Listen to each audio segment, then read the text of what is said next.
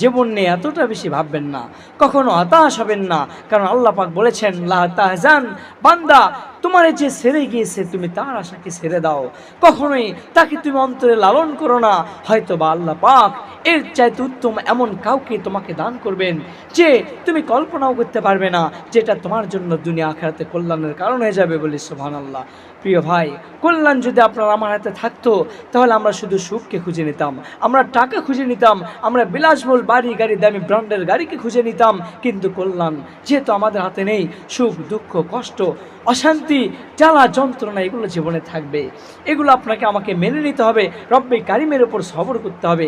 যদি আপনি আমি রব্বে কারিমের উপরে সবর করতে পারি, তাহলে আল্লাহ পাক আপনাকে আমাকে হতে পারে উত্তম জীবনসঙ্গী এমনভাবে দান করবেন যেটা আমার জন্য কল্যাণের কারণ হয়ে যায়।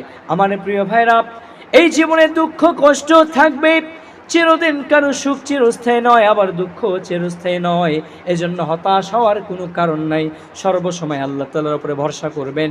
যদি আপনি আল্লাহ রাব্বুল আলামিনের ওপরে সবর করার মতো সবর করতে পারেন, ধৈর্য ধরার মতো ধৈর্য ধরতে পারেন, আল্লাহ পাক আপনাকে এমন জীবন সঙ্গী দান করবে, এমন নিয়ামত দান করবে যেটা আপনার আমার জন্য দুনিয়াতে শান্তিময়, আখিরাতে কল্যাণের কারণ হয়ে যাবে।